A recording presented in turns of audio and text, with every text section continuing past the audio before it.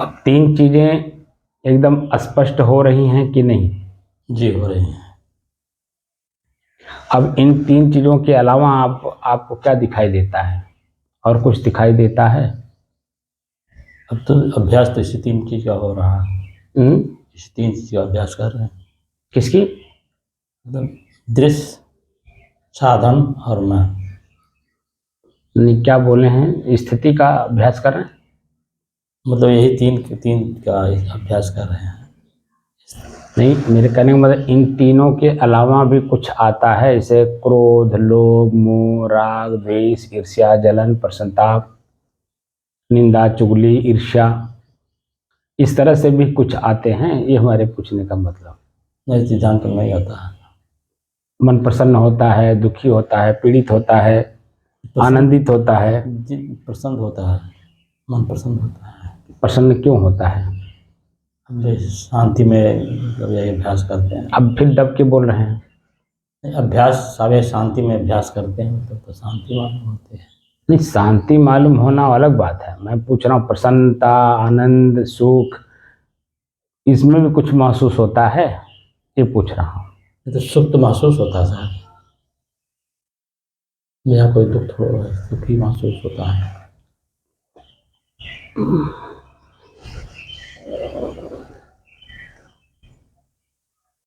हो गया।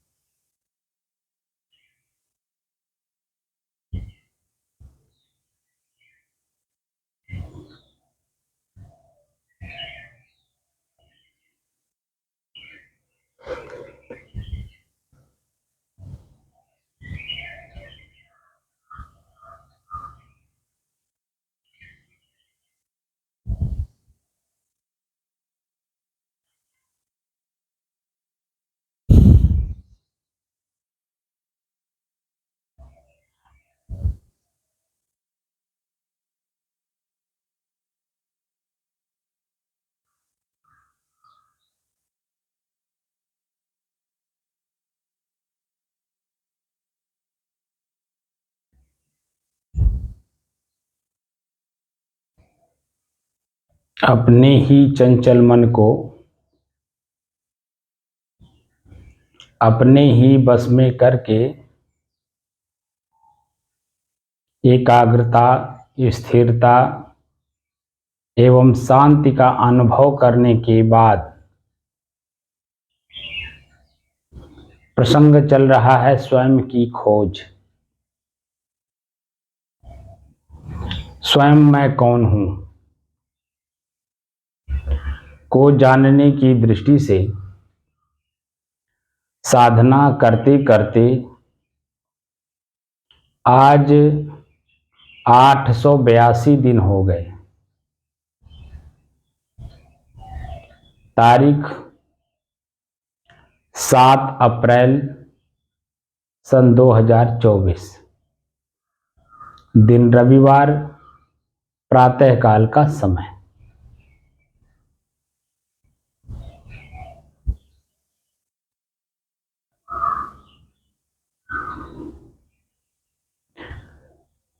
प्रसंग है स्वयं की खोज।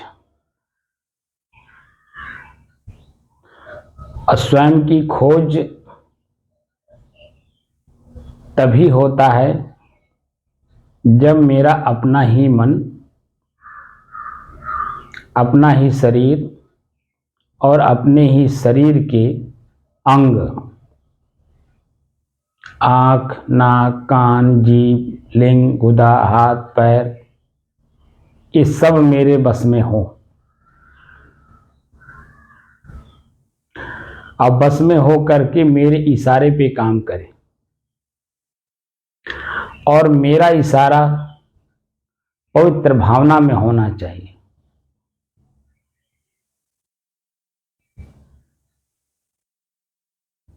तब चंचल मन एकाग्र होगा और एकाग्रता के आधार पर जब लक्ष्य बना के काम करते हैं तो उसमें बीच बीच में व्यवधान भी बहुत आते हैं और व्यवधान के समाधान भी बीच बीच में मिल जाते हैं, क्योंकि मेरा लक्ष्य जो है वो मुझे मिला नहीं है और जो मिलता है वो हमारे लक्ष्य में व्यवधान है और उन व्यवधानों को समाधान किए बिना हम अपने लक्ष्य तक नहीं पहुंच सकते हैं।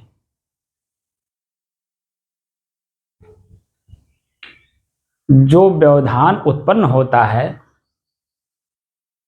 और जब उसका हम समाधान ढूंढते हैं और जब समाधान हो जाता है, व्यवधान का जब समाधान हो जाता है, उस समय में देखिएगा कि मन कितना प्रसन्नचित, आनंदित और सुखी महसूस करता है और अपने आप को एकदम बिल्कुल शांत का अनुभूति भी करता है, क्योंकि व्यवधान समाप्त हो गया, उसका समाधान मिल गया। अब अपने मंजिल तक जाने के लिए हमें आगे का रास्ता मिल गया। तो रास्ता जब हम चलते हैं, जब मन में किसी प्रकार का कोई द्वंद्व नहीं रहता है, चिंता, चिंतन, फिक्र, तो निश्चिंतता पूर्वक हम आगे अपनी मंजिल की तरफ जो बढ़ते हैं वो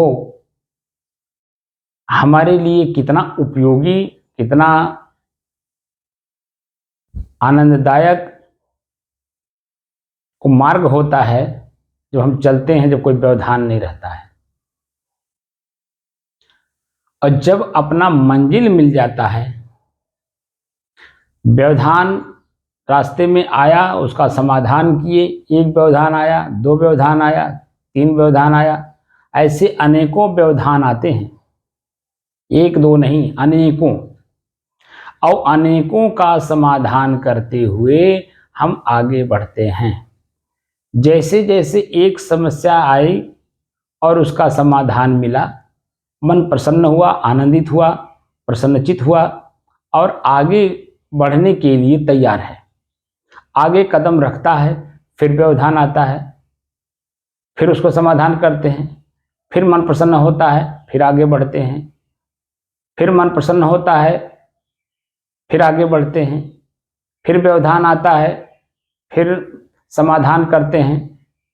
तो जो व्यवधान आने के बाद और समाधान होने तक जो समय हमारा व्यतीत होता है, उसमें हम धैर्य पूर्वक अगर जब समाधान करते हैं तो समाधान भी होता है, मन प्रसन्न भी होता है, आगे का हमारा मार्ग भी प्रशस्त होता है और मंजिल हमारे नजदीक होती है। ऐसे ही हम चलते रहते हैं, चलते रहते हैं, चलते रहते हैं। तो एक एक करके जो समस्या आई उसका समाधान करते गए और समस्या आने और समस्या समाधान होने के बीच में जो गैप है, ये दुखी भी मन करता है और मन को सुखी भी करता है। तो समस्या आई, मन को दुखी किया, समस्या समाधान हुआ, मन प्रसन्न हुआ। तो जब समस्या आती है तो मन गंभीर हो जाता है, दबाव महसूस करता है, तनाव महसूस करता है, दुखी महसूस करता है, अपने आप पे पश्चाताप भी करता है, पीछे की बात को आत्मग्लानि भी करता है, तमाम बातें। लेकिन वही जब धैर्य पूर्वक, एकाग्रता पूर्वक अपने लक्ष्य के प्रति एकाग्र होकर के चलने तक वो जो समस्या आई उसका समाधान करता है और समस्या समाधान हुआ और दूसरे समस्या आने के बीच की जो दूरी है वो मेरा आनंद का क्षण होता है, प्रसन्नता का क्षण होता है।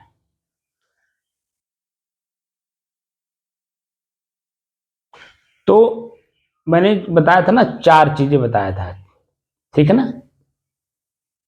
क्या बताया था? जीव, आत्मा, परमात्मा, ब्रह्म और स्वरूप स्थिति। या कह लें आत्मस्थिति। ये 5 चीजें मैं एक बार वीडियो में बोल चुका हूं, एक बार नहीं कई बार बोल चुका हूं। तो जीव कब है?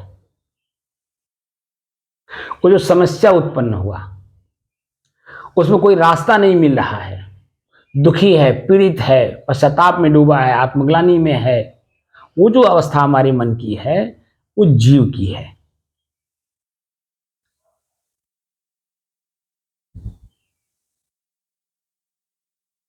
उस समस्या का समाधान करते हैं।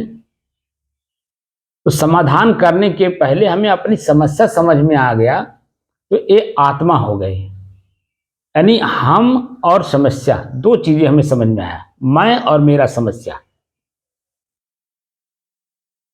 तो जब मैं और मेरा समस्या समझ में आया तो समाधान ढूंढता है। तो उस समय की जो स्थिति होती है, उस समय की स्थिति ये आत्मा की होती है, यानी अपना ही खुद का समस्या समाधान, समस्या समझ में आया। अब मेरा समस्या जो आया मेरे पास, उसका समाधान क्या है, ये ढूंढने का काम जो मन मस्तिष्क करता है ये आत्मा का है। और वही समस्या जब अपने ही धैर्य पूर्वक उसे समाप्त कर लेता है, समाधान कर लेता है, तो समस्या समाधान होने के बाद की जो स्थिति हमारी बनती है वो प्रसन्नता की होती है, आनंद की होती है। यहां तक कि उस क्षण की हम शब्दों में व्याख्या नहीं कर सकते। किस शब्द में व्याख्या करें, बस एक अनुभूति होती है, समस्या समाधान हो गया, चित्त मन शरीर पूरा प्रफुल्लित प्रसन्न चित्त और एकदम शांत का अनुभव होता है। हल्कापन लगता है, कोई दबाव नहीं, कोई तनाव नहीं, कोई खिंचाव नहीं, कोई आत्मग्लानि नहीं, कोई अपने आप पे घृणा नहीं, एकदम हल्का महसूस होता है। उस क्षण की जो स्थिति बनती है वो परमात्मा की स्थिति बनती है। बात समझे? जी जी। तो जो हम समस्या देखकर, जानकर, समझकर, प्रयोग करके समाधान करते हैं, उस क्षण की जो स्थिति हमारी बनती है समस्या समाधान होने के बाद, वो हमारी परमात्मा की होती है। अब हमारे ही भीतर अनेकों समस्याएं हैं। अब अनेकों समस्याओं का समाधान एक एक के करना है, एक एक करके करना है। और इन सभी समस्याओं का जो लीडर है, अगुआ, वो है हमारा काम वासना।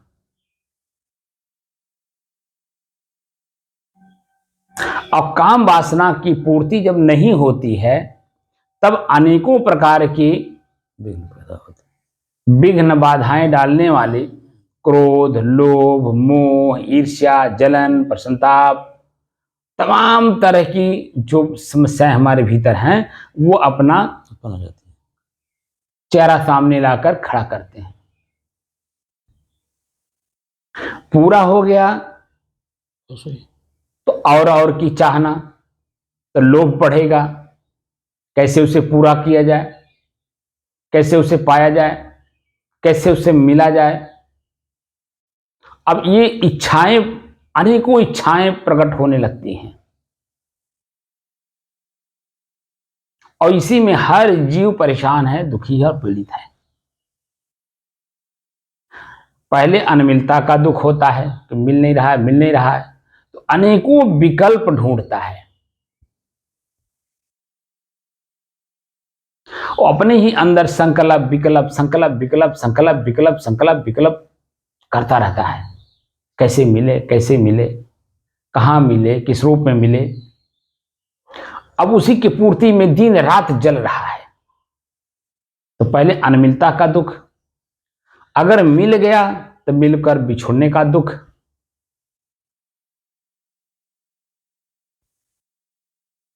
कि अभी कितने देर के बाद ये बिछुड़ जाएगा, मन में बात रहती है। अब बिछुड़ जाने के बाद पुनः उसे प्राप्त करने का जो इच्छा प्रकट होती है वो असहनीय होती है।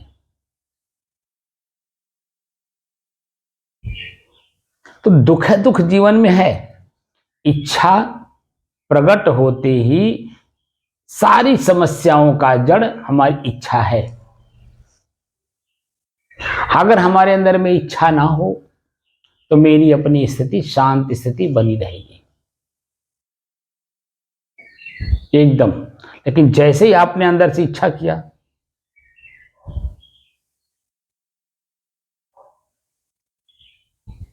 वैसे ही आपकी अपनी जो स्थिति है स्वयं की, उसमें ये इच्छाएं व्यवधान डाल दी। और इच्छा किसकी है? मन की। मन कौन है? प्रकृति है। कल्पना, इच्छा, वासना, ये सब प्रकृति है और सब मन की गति है। अंदर से चाहना होती है, तो अंदर राजा के सानिध्य में जो रहता है वही तो राजा के इशारे को समझता है, या नहीं भी समझता तो अपने मनोभाव को पूर्ण करने के लिए, यानी राजा को प्रसन्नचित्त करने के लिए एक एक शब्दों का प्रयोग करता रहता है, यानी अपनी चंचलता प्रकट करता है। और अगर राजा अपने आप में गंभीर नहीं है और चेतना में नहीं है तो उसके सलाहकार उसे गर्त में ले जाके डाल देते हैं। और अगर राजा सचेत है, चेतना में है और अपने आप में गंभीर है, अपने पद की गरिमा को समझता है, तो किसी सलाहकार की हिम्मत है कि वो गलत सही कोई कुछ भी उसे सलाह दे करके मनवा ले? क्यों नहीं? तो जो स्व है वो स्वयं अपने आप में राजा है। अब इसके जो सलाहकार हैं पंच परमेश्वर, आंख, नाक, कान, जीभ, लिंग, ये किस रूप में आपको दुख दे देते हैं पता नहीं चलता है, क्योंकि ये सलाहकार भीतर के हैं। और भीतर में भी जो सलाहकार है वो सलाहकार आपका एक है, वो है मन। ये जो आंख, नाक, कान, जीभ, लिंग हैं 5, ये मन तक अपना सलाह भेजते हैं कि ये काम अगर ऐसा हो जाता तो इसका परिणाम ये मिलता। ये मन तक पहुंचाते हैं। और मन जो है स्वयं राजा तक पहुंचाता है कि इस विभाग का ये कार्य अगर पूरा हो जाता तो ये समाज की समस्या समाधान हो जाता। आंख एक विभाग है, कान विभाग है, जीभ विभाग है, मुंह विभाग है, लिंग विभाग है, नाक भी एक विभाग है। इन विभागों का जो समस्या है वो मन तक जाता है और मन इस समस्या को लेकर के राजा तक जाता है। अगर इन समस्याओं का अगर हम समाधान कर लें तो परमात्मा कहीं बाहर से मिलना नहीं होता है कि परमात्मा से जाके मिलिए। खुद स्थिति हमारी है परमात्मा की। परम माने श्रेष्ठ, आत्मा माने स्वयं। स्वयं हम श्रेष्ठ हो जाते हैं क्योंकि हमारे अंदर में बुराई नहीं है, इसीलिए वहां अपनी श्रेष्ठता का अनुभव होता है, क्योंकि मेरे अंदर में कोई बुराई नहीं है। लेकिन जैसे ही बुराई आ जाती है तैसे दीनहीन, गरीब, हम क्या क्या शब्दों का प्रयोग करें। स्वयं गलती करके मन अपने आप को ऐसा बना लेता है, जो कि जो मन के ऊपर राजा है वो ऐसा है नहीं, वो मन करवा दिया, इसलिए राजा के सामने जाकर के अपने आप को दीनहीन बन जाता है या बना लेता है। अगर वही गलती हम ना करें तो स्वतः गलती ही अच्छाई पहले बताता है मन, लेकिन जब राजा अपने जगह पे स्थिर है और गंभीर है और सभी समस्याओं का समाधान जानता है, तो जो विभाग के प्रमुख सचिव लोग हैं ना, आंख का दृश्य क्या है? रूप। तो रूप जो शब्द है ये प्रमुख सचिव हैं, ये रूप दिखा करके यानी उसकी अच्छाई बुराई दिखा करके मन को प्रभावित करते हैं। अब मन राजा को प्रभावित करते हैं, क्या बहुत सुंदर जगह है, कितना अच्छा लग रहा है, अगर यहाँ अपना एक घर होता, यहाँ अपना अगर ये होता, ये अपने होते तो क्या होता। अब ये मन को दे दिए, अब मन जो है राजा के पास ले आके डाल दिया कि आप इतने ताकतवर हैं, इतने बलवान हैं, आप राजा हैं और आपके पास ये चीजें नहीं हैं, ऐसा कैसे संभव है। बस राजा तहस में आकर, जोश में आकर बुद्धि विवेक खो देता है और बुद्धि विवेक खो देने से बस उसी के पीछे लग जाता है। अब उसको एक वस्तु को पाने में उसने अनेकों गलतियां करता है और अनेकों गलतियां करते करते जब वही शरीर छूटने का समय आता है तो अपने आप पे आत्मग्लानि करता है, मैंने क्या किया। जिस शरीर के सुख के लिए मैंने कितने लोगों का नुकसान पहुंचाया, कितने लोगों को पीड़ा पहुंचाया, कितने लोगों को अपने लक्ष्य को पाने के लिए रास्ते से हटाना पड़ा, क्या मिला मुझे। जैसे सिकंदर लोदी को ले लीजिए, पूरे विश्व पर अपना धाक जमाना चाहता था और जमाया भी उसने।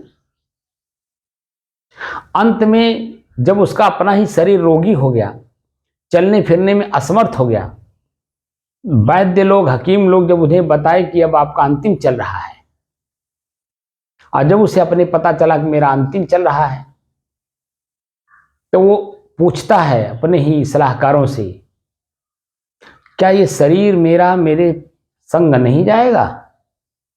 तो लोग कहते हैं महाराज किसी का गया हो तो आपका जाए, आप कोई अलग से तो हो नहीं, हो सामान्य आदमी ही, प्रकृति में ही हो।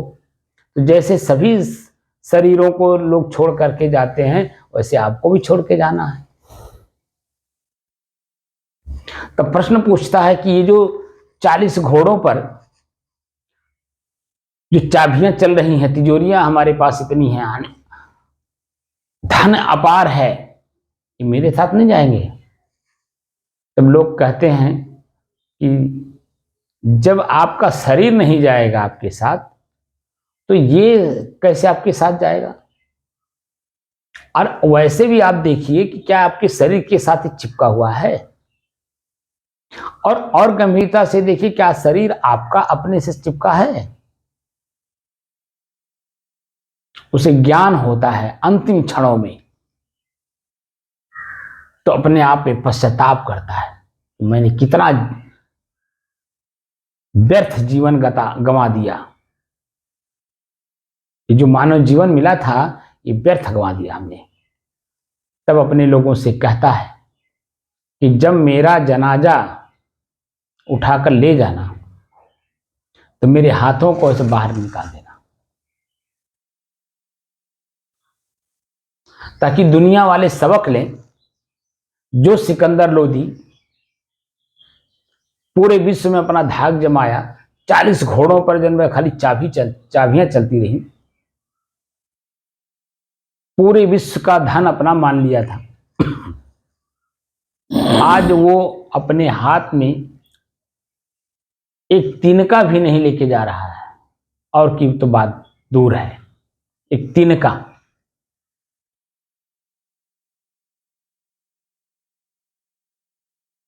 इस लेवल पे जाने के बाद ऐसे बड़े बड़े लोगों का अपने जो उनका ज्ञान होता है वो दुनिया के लिए सबक होता है, शिक्षा होता है, क्योंकि उन्होंने जीवन को जिया उस तरह से। और अंतिम परिणाम जब देखा तो अंतिम परिणाम में वो लिखते हैं, कहते हैं अपने लोगों के बीच में, ये सब व्यर्थ है,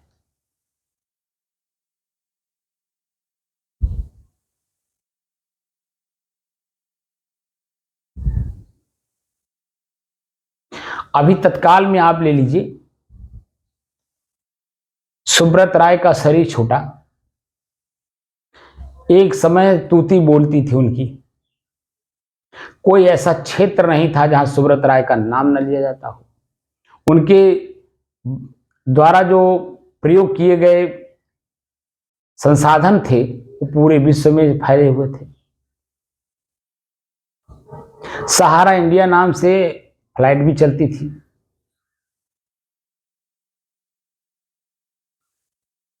लेकिन वही जब शरीर छूटने का हुआ, उनके अपनी पत्नी, उनके अपने बेटे उनके अंतिम क्षणों में नहीं आए। जिनके लिए उन्होंने पूरा मेहनत किया, दिन रात मेहनत किया, और अर्श से लेकर फर्श तक और फर्श से लेकर अर्श तक जिंदगी को उन्होंने जिया, लेकिन अंत में क्या लेके गए? पीड़ा, दुख, आत्मग्लानि और अपने आप पे घृणा। तो परमात्मा का दर्शन कैसे होगा?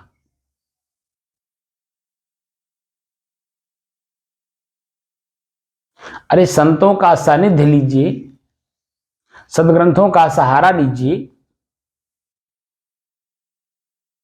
और स्वयं चिंतन करिए। जिस पॉइंट पर आप हैं, पहले तो आप समझिए कि मैं हूं कहां पर,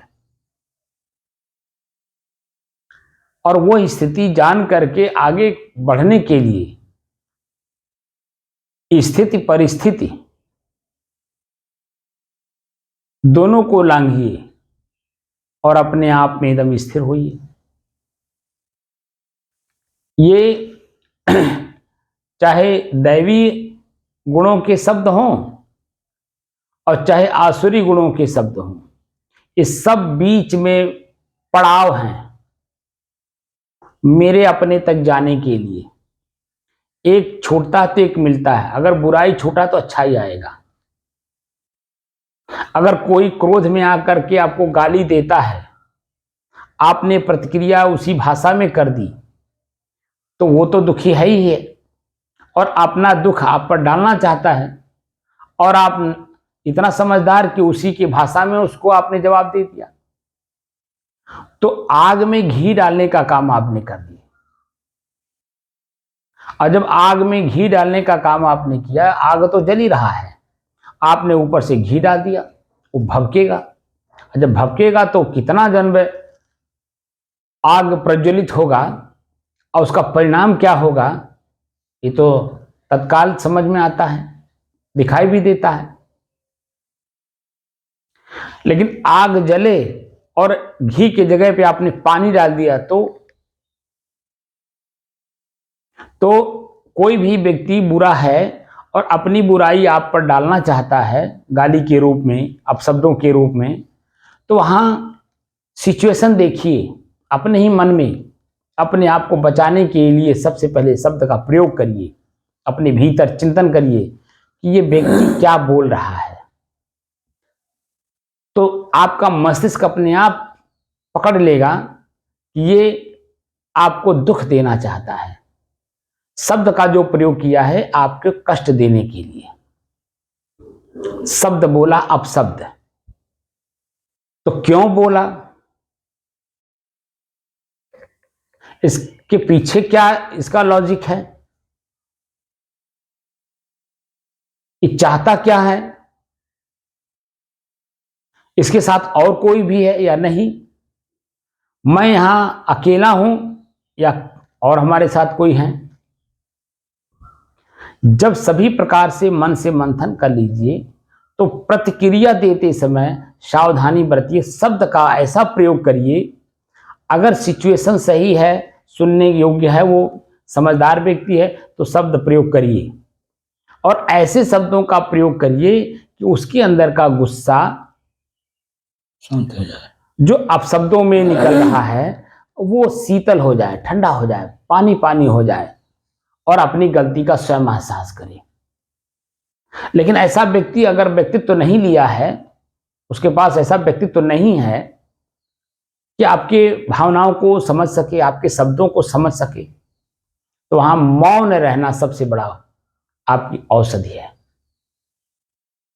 और भीतर से उसे क्षमा करिए, ये बालक है, ये बालकवत व्यवहार कर रहा है। तो हृदय से उसे क्षमा करिए और एकदम मौन रहिए। वहां समय का इंतजार करिए कि मैं इस जगह से कैसे बाहर निकलूं। मौन रहिए, भीतर से क्षमा करिए और समय का इंतजार करिए, उस समय से वहां से निकलिए। और आगे भी उसके प्रति मन में ऐसा करुणा रखिए कि वो गलती उसका निकल जाए। वह निकाले ना निकाले वो उसका विषय है, लेकिन अपने मन में हमें रखना है कि भैया उसकी गलती अगर निकल जाए तो बड़ा अच्छा है। आदमी तो बहुत अच्छा है, लेकिन उसके अंदर में एक बुराई है, वही बुराई उसको चैन से बैठने नहीं देता है, उसके जीवन में शांति आने नहीं देता है। उसकी बुराई कैसे निकले, ये मन में प्रश्न उठता है। और जब मन में प्रश्न उठता है तो कभी न कभी उसका समाधान मिल जाता है। आपका सोच प्रकृति में वैसी व्यवस्था बनने लगती है, और जब प्रकृति में अपनी वैसी व्यवस्था बनने लगती है, कोई न कोई संजोग ऐसा बन जाएगा कि उसके जीवन में बदलाव आ ही जाएगा।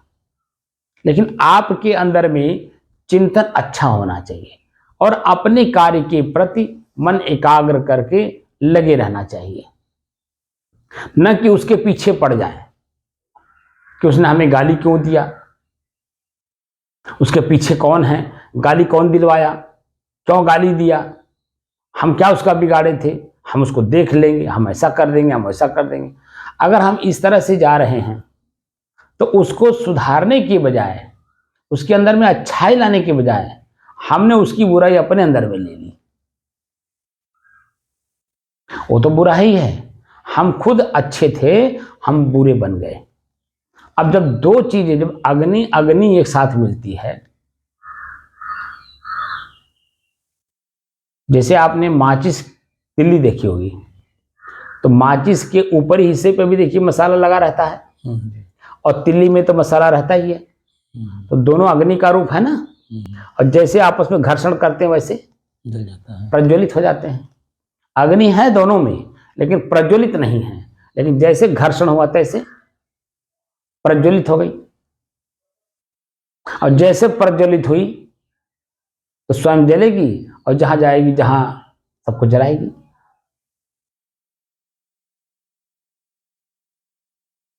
तो मेरे अंदर में भी अग्नि है और सामने वाले के भी अंदर में अग्नि है। जब दोनों आपस में टकराएंगे तो क्या होगा, भभकेगा अग्नि, भभकेगा। तो वही तो कष्ट और पीड़ा का कारण है।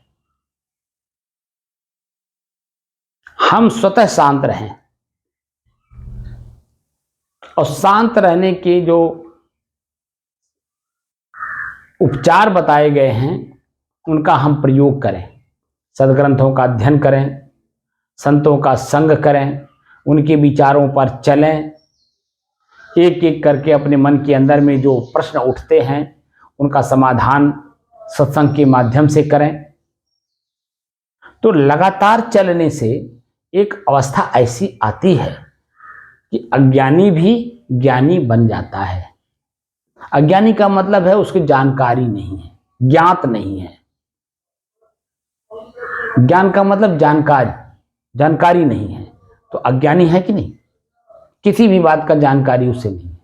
लेकिन जब हम चार आदमी के बीच बैठते हैं, अपनी बात को कहते हैं और उधर से जो उसका समाधान मिलता है उसे हम सुनते हैं मन शांत करके, तो हमारे ही अपने मन के अंदर में जो पहले बात स्थिर है वो दूसरे शब्द को पाने से उस पर चिंतन किया जाता है। यानी तुलनात्मक अध्ययन, चिंतन मतलब तुलनात्मक अध्ययन। मैं जो सोच रहा हूं वो और सामने वाला जो हमें बता रहा है वो, दोनों में क्या मतभेद है, क्या दोनों एक हैं या अलग अलग हैं, मैं सही हूं या ये सही है, मैं गलत हूं या ये गलत है।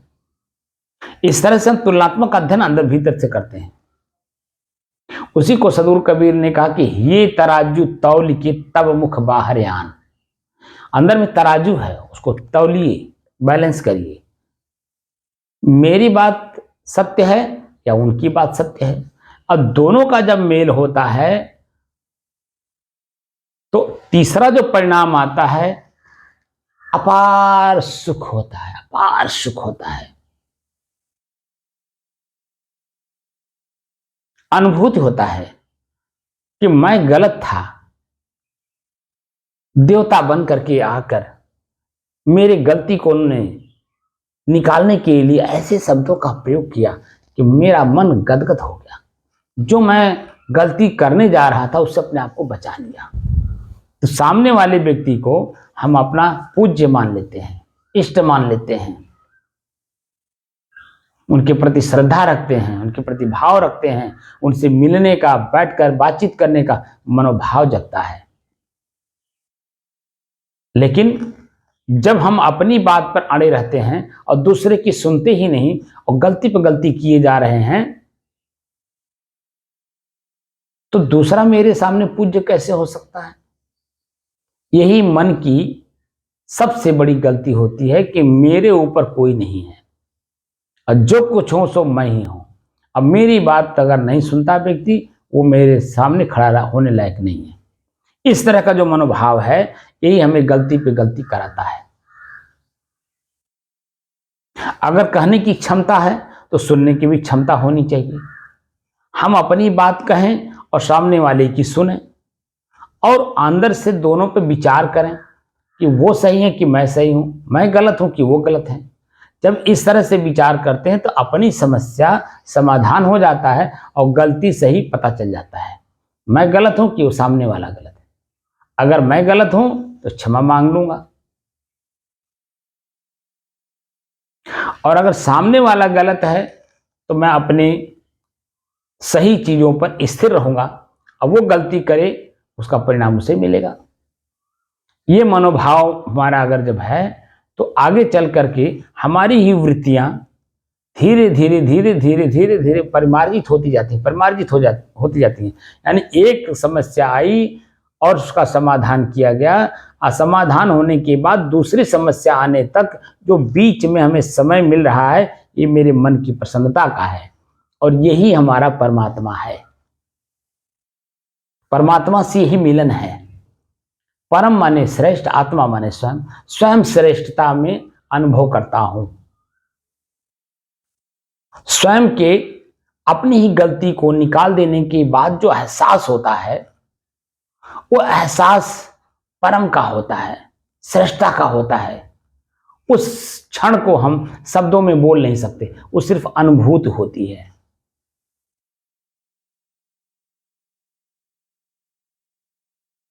और ये जो अनुभूति का विषय है, हम किसी को कैसे कह सकते हैं कि ये परमात्मा है?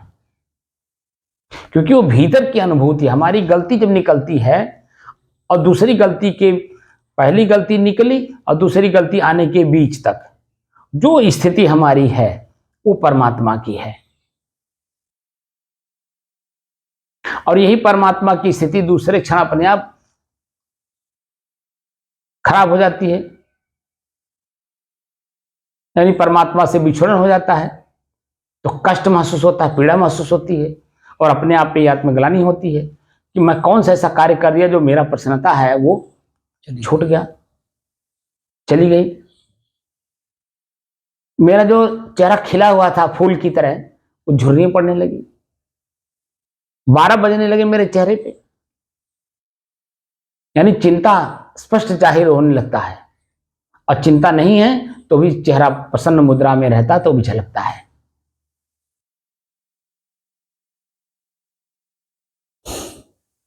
तो जो मूल उद्देश्य है, मैं स्वयं कौन हूं, यहां तक जाने में ये सब पड़ाव हैं। ईश्वर, आत्मा, परमात्मा, खुदा, गॉड, ये सब पड़ाव हैं, हमारे अपने ही मनोवृत्तियों के पड़ाव। क्योंकि जो समस्या आता है, उन समस्या का समाधान किन साधनों से किए, वो साधन है, वो पड़ाव। जैसे हम लोग दिल्ली का यात्रा कर रहे हैं ट्रेन से, तो अनेकों स्टेशन आते हैं ना, अब एक स्टेशन छूटने से और दूसरे स्टेशन तक पहुंचने में जो गैप है, उस गैप में जब हम पहले स्टेशन पर बैठे ट्रेन में, दूसरे स्टेशन आने तक हम देखिए जब बैठते हैं तो अपने शरीर को भोजन, नींद, पानी सब कुछ दे करके अपने शरीर को ट्रेन में हम बैठाते हैं। और वही जब ट्रेन में बैठ जाता है मेरा शरीर, बैठने के बाद दूसरे स्टेशन आते जाते 1 घंटा 2 घंटा 4 घंटा बीत जाने के बाद तो प्यास लग जाता है, भूख लग जाता है, नींद भी आने लगती है। तो नींद तो हम एक स्टेशन से दूसरे स्टेशन के बीच में सो करके पर्याप्त ले लेंगे, लेकिन अगर प्यास लग गया है, भूख लग गया है, या कोई सामान हमारा छूट गया है, या हमें कुछ सामान लेना है, तो पड़ाव जहां स्टेशन जहां आएगा वहीं तो हम लेकर के उससे पूर्ति करेंगे। और जब पूर्ति हो जाती है तो दूसरे स्टेशन आने तक वो उसका जो जैसे भूख हमने लगा हम अंदर में तो हमने भोजन कर लिया, प्यास लगा हमने पानी पी लिया। तो एक स्टेशन पे दूसरे स्टेशन पहुंचते पहुंचते फिर वो भूख जो खत्म हुआ था फिर भूख लगना शुरू हो जाता है, प्यास लगना शुरू हो जाता है। तो एक स्टेशन से दूसरे स्टेशन, एक पड़ाव से दूसरे पड़ाव तक जो समस्या का समाधान करते हैं, तो कौन सा समस्या है और उसका समाधान क्या है। जैसे हमारे अंदर में क्रोध जागा, लोभ जागा, मोह जागा, ईर्ष्या जागा, जलन जागा, निंदा जागा, चुगली जागा, हम कर क्या रहे हैं? जब अपने आप को हम, पहली बात तो वर्तमान में अपने आप का ज्ञान हमें अगर है तो हमारे से अलग जो भी चीजें हैं, चाहे अच्छे के रूप में हो चाहे बुरे के रूप में, वो अपने आप हमें मालूम हो जाते हैं। जब भी वो सामने हमारे आता है हमें मालूम हो जाता है कि ये चीजें बुराई लेके आ रहा है, और इस बुराई का समाधान इस तरह से हो सकता है, इसका प्रयोग कर दीजिए और समाधान कर लीजिए। तो जब बुराई आया तो मन को कष्ट दिया, और समाधान हुआ तो कष्ट दूर हो गया, मन प्रसन्न हो गया। तो जो प्रसन्नता है उसी को सच्चिदानंद भी कहा गया। सत चित आनंद। सत्य क्या है? आपका चित्त हमेशा निर्मल रहे, और निर्मल चित्त में ही आनंद की अनुभूति होती है।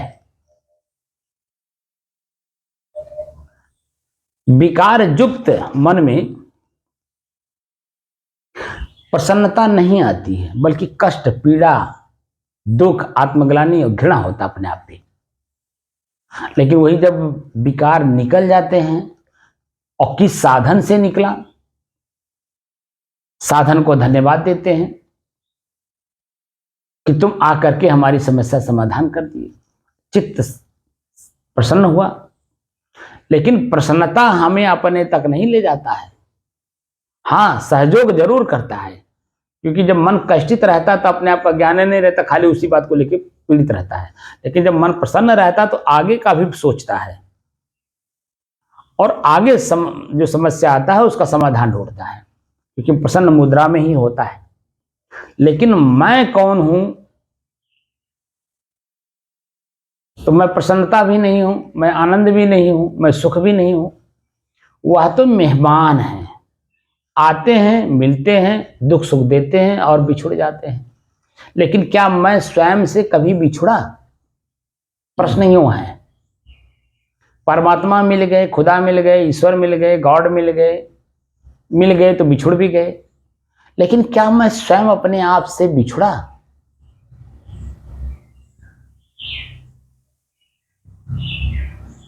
मैं अपने आप से तो कभी बिछुड़ नहीं सकता।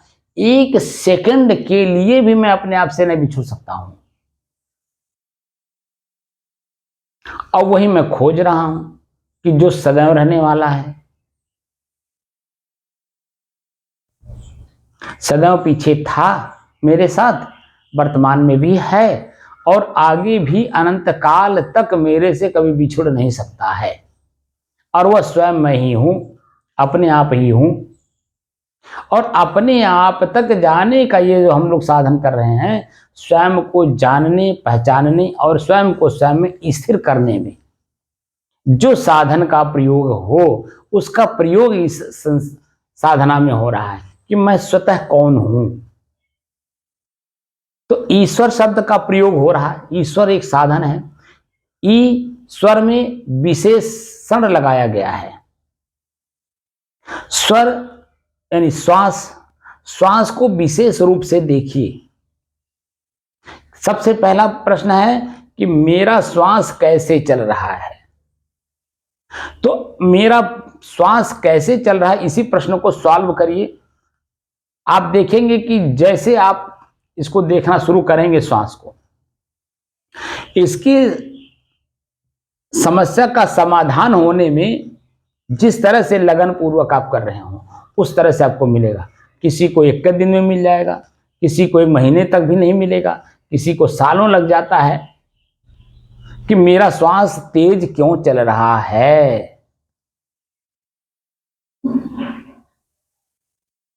क्योंकि चिंता कर रहे हैं। जब आप चिंता करते हैं तो आपके श्वास की गति तेज हो जाती है, जिसको आज के वैज्ञानिक युग में आपके डॉक्टर्स कहते हैं आपका ब्लड प्रेशर बढ़ गया है। ब्लड प्रेशर बढ़ने का मतलब क्या हुआ? चिंता। यही डॉक्टर साहब लोग आपके ब्लड प्रेशर को नापते हैं, मीठी मीठी बातें करते हैं, ताकि आपका मन हमारी बातों को सुने। हमारी बातों को सुने का पूरा, तो वो जो पहले सोच रहा था वो भूलेगा, मेरी बात उनके दिमाग में बैठेगा। तो स्वयं 5 मिनट के बाद इनका ब्लड प्रेशर लो हो जाएगा, जो हाई है।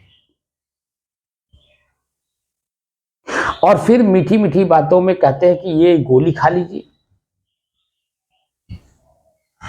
और थोड़ा सा रेस्ट कर लीजिए। और अंत में एक शब्द कहते हैं, जो मन के अंदर में चिंता है उसे उतार दीजिए, यानी भूल जाइए। या यूं कहते हैं कि चिंता मत करिए, दवाई खाइए, चिंता मत करिए, अपने आप ठीक हो जाएंगे। ये शब्द चलते चलते डॉक्टर साहब कह जाते हैं। और इतना इंपॉर्टेंट बात, जिस तरह से मैं दबाव डाल के कह रहा हूं, उस तरह से दबाव डाल के डॉक्टर साहब लोग नहीं कहते हैं कि चिंता ना करिए। बस उसको हल्के में कहते हैं, ये दवाई खाइए और चिंता ना करिए, ठीक हो जाएंगे आप। कोई बहुत बड़ा रोग नहीं है, बस चिंता न करिए। तो चिंता मुक्त होने का जो साधन हम लोगों के पास है, यानी संतों के पास है, तो वो अपने श्वास को लगातार देखे।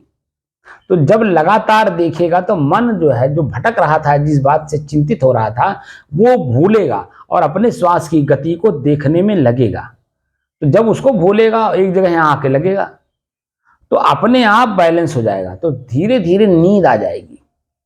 इसीलिए मैं जब इस पे गहराई में गया और देखा, तो जो प्रथम साधक मिलते हैं उनको मैं साफ साफ कहता हूं कि अपने ही श्वास की गति को देखो, और तब तक देखो जब तक प्रथम दृष्टया नींद ना आ जाए। क्योंकि नींद आएगी भी तभी जब कोई मन में बात नहीं होगी, ना चिंतन का ना चिंता का। किसी भी प्रकार का बात जब मन में नहीं होगा, तब आपको अपने आप नींद आ जाएगी, शरीर ढीला हो जाएगा और ब्लड सर्कुलेशन सही हो जाएगी। जो शरीर में तनाव, दबाव, खिंचाव, दर्द, पीड़ा महसूस हो रहा था, वो आप देखेंगे एकदम रिलैक्स हो जाएगा। लेकिन इसी चीज को लाने में कितना मेहनत करना होगा आपको? बहुत बहुत। हमारी बात को हल्के में लोग लेते हैं, लेकिन उपचार कितना बड़ा है।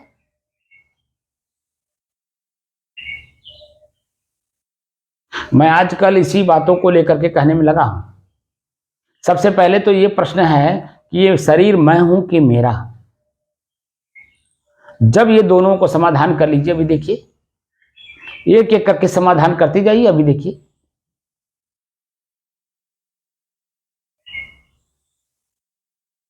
समाज के एक जिम्मेदार व्यक्ति मुझे मिले और उनसे मैं जब चर्चा करने लगा, मेरी बात को उन्होंने सुना 5 मिनट तक, उनको नींद आने लगी। मेरी बात को सुनते सुनते ही नींद आने लगी। तो कहे महाराज जी तो नींद आने लगी। मैंने कहा है तो सौभाग्य है आपका कि नींद आ रही है। तो मैंने उनसे प्रश्न पूछा भी। मैंने कहा कि नींद कहाँ आती है? क्या पिता के गोद में नींद आती है कि माँ के गोद में नींद आती है? साफ साफ बताइए। तो थोड़ा सा चिंतन किए तो कहे कि माँ के गोद में नींद आती है। मैं कहा कि निश्चिंतता पूर्वक आती है या चिंता पूर्वक नींद आती है? तो कहे नहीं, बिल्कुल निश्चिंतता पूर्वक नींद आती है। जब निश्चिंत होगा तभी, जब मन निश्चिंत होगा तभी तो नींद आएगी। मैंने कहा बिल्कुल पॉइंट की बात आपने कहा। तो मैं संत हूँ और संत हृदय माँ का हृदय होता है। संत की वाणी जब शुरू होती है तो भक्त या श्रोता सारी बातों को भूल जाता है अपनी माँ की बातों को सुनने में। माँ की बात का मतलब पुत्र की बात, शिष्य की बात। तो गुरु जब अपनी बात बोलने लगता है, जो श्रोता है वो शिष्य हो जाता है, अपने आप शिष्य हो जाता है। वहाँ शिष्य बनाना नहीं पड़ता, वो अपने आप शिष्य है जब सुनने लगा। और सुनते सुनते उसकी बाहरी बातें अपने आप भूल जाती हैं। और जैसे बाहरी बातों को भूला, यहाँ तक कि अपने शरीर का भी उसे ज्ञान नहीं रह जाता, तो वहीं जन्म निश्चिंतता पूर्वक नींद आती है। लेकिन पिता के गोद में बच्चे को नींद नहीं आती। क्यों? क्योंकि चिंतित रहता है कि पिता कब मार देगा मालूम नहीं, कब उठा के फेंक देगा मालूम नहीं। ऐसे ही संत के अलावा किसी के भी साथ आप बातचीत करते हैं, वहां देखिए नींद नहीं आती, बल्कि वहां उनकी बातों को सुनने में मन लग जाता है कि इनके शब्द में, इनकी क्रिया में, इनके बोली में क्या अर्थ निकल रहा है, ये सोचने में लग जाता है, इसलिए नींद नहीं आती है। और जब संत बोलते हैं तो वहां कोई बात ही नहीं सुनने को रह जाता है, न बोलने को रह जाता है। तो सिर्फ संत की वाणी अंदर जाती है, और जैसे संत की वाणी अंदर जाती है, मनोवृत्तियां अपने आप शांत हो जाती हैं। और शांत होकर के 5, 7, 10 मिनट के बाद बहुत ऐसे श्रोता हैं, मैं देखता हूं कि कथा जैसे प्रारंभ होती है, जैसे हमारे महापुरुष लोग जो कथा वार्ता बोल रहे हैं, हफ्ता दिन का, 10 दिन का, या जैसे भागवत कथा चल रहा तो 1 हफ्ता, यानी 7 दिन, 9 दिन, 11 दिन, तो ज़्यादातर तो 1 हफ्ते का ही होता है, 7 दिन का। उस 7 दिन के कथा में जैसे ही शुरू करते हैं और श्रोता बैठ करके सुनने लगते हैं, मैं देखता हूं कि ज़्यादा से ज़्यादा 15 मिनट के बाद काफ़ी लोग सोने लगते हैं, क्योंकि एकदम निश्चिंत हैं, निष्फिक्र हैं, निर्द्वंद हैं। क्योंकि जो सामने वाले हैं वो निरछल हैं, उनके अंदर में कोई छल कपट, राग द्वेष, ईर्ष्या जलन पश्चाताप, इच्छा कुछ नहीं है। बस आपको समझदारी देने के लिए वाक्य का प्रयोग करते हैं कि अपना जीवन आप जियो, लेकिन समझदारी के साथ, ज्ञान के साथ, आचरण के साथ। और जैसे ही मन सुनना शुरू करता है तो बाहरी बातें सब भूल जाता है। मैं कहाँ बैठा हूं, मैं क्या कर रहा हूं, मैं कहां से आया हूं, मैं कहाँ, फिर यहां से कहां जाऊंगा, कुछ भी मन में उसके नहीं रहता है। तो थोड़ी देर के बाद आप देखेंगे धीरे धीरे धीरे धीरे धीरे ऐसे सारा ऐसे होने लगता है। लोग हमारे दाएं बाएं आगे पीछे सभी लोग बैठे हुए हैं, और उनके बीच में रह करके मेरा मन एकाग्र है एक वक्ता की आवाज को सुनने के लिए। और जैसे ही कान में आवाज गई, थोड़ी देर सुना, और सभी लोगों भरे भीड़ में बैठा है, और भीड़ में होते हुए भी उसको नींद आ जाती है, क्योंकि वो भीड़ को भीड़ नहीं समझता है, वहां सीधे अपना और अपनत्व की भावना को समझता है, गुरु जी और मैं, बस और कुछ नहीं। और जैसे गुरु जी की आवाज कान में गई, सब कुछ भूला, एकदम नींद आ गई। इसका मतलब है मां की गोद में है, मतलब वहां झगड़ा हो जाएगा, मारपीट हो जाएगा, आगजनी हो जाएगा, भगदड़ हो जाएगा, ऐसा कुछ मन में शंका नहीं है। चोरी हो जाएगी, डकैती हो जाएगी, ऐसा कोई मन में भावना है ही नहीं जहां हमारे मन को द्वंद्व पैदा करे, चिंता पैदा करे। और चिंता में नींद नहीं आती। जब आप हर प्रकार से निर्द्वंद होते हैं, निश्चिंत होते हैं, निष्फिक्र होते हैं, उस समय में आपका मन एकदम शांत होकर के, क्योंकि आगे का रास्ता आपको मालूम नहीं है, इसलिए वहीं नींद आने लगती है। और उस समय की जो स्थिति हमारे मन की बनती है वो परमात्मा की बनती है। परम यानी श्रेष्ठ शब्दों का श्रवण कर रहा हूं, उत्तम शब्दों को श्रवण कर रहा हूं, उत्तम शब्दों को ग्रहण कर रहा हूं, और ग्रहण करने के बाद उसका जो परिणाम आ रहा है, एकदम मन निश्चिंत है, निष्फिक्र है, निर्द्वंद है।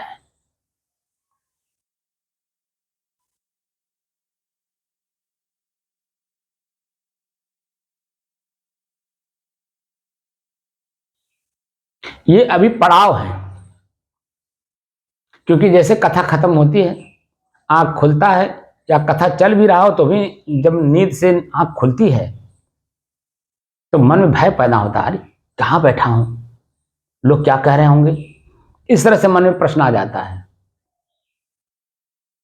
तो ये एक हल्का सा पड़ाव था, क्योंकि मन कथा सुनने में मशगूल हुआ, निश्चिंत हुआ, निष्फिक्र हुआ, निर्द्वंद हुआ, और अपने आप में जैसे जाने लगा तो बाहरी फोकस में क्या लगा कि नींद आ रही है। तो जो मस्तिष्क में भारीपन था, तनाव था, दर्द था, पीड़ा था, वो आपने देखा होगा कि जैसे नींद आई और पहले वाला जो तनाव, दर्द, पीड़ा था वो एकदम शांत हो गया, क्योंकि ब्लड सर्कुलेशन सही हो गया, नसों में खून दौड़ गया, तो आपका मस्तिष्क नींद आने के बाद हल्का लगता है, तो आगे का फिर चिंतन करता है। तो एक पड़ाव था, नींद एक पड़ाव है, आत्मा एक पड़ाव है, परमात्मा एक पड़ाव है, परमानंद की स्थिति एक पड़ाव है, सच्चिदानंद की स्थिति हमारे मन की एक पड़ाव है। स्वरूप स्थिति में जाने के ये सब पड़ाव हैं, और इन्हीं पड़ावों को प्रयोग करते हुए, इन्हीं पड़ावों से गुजर करके हम अपने तक पहुंचते हैं, क्योंकि आगे का खोज करते हैं, इसके बाद क्या है, इसके बाद क्या है, इसके बाद क्या है, इसके बाद क्या है। तब जब सभी वाद खत्म हो जाते हैं, तब निर्विवाद हो जाता है कि मैं अपने आप में ही निर्विवाद हूं, कोई वाद नहीं है।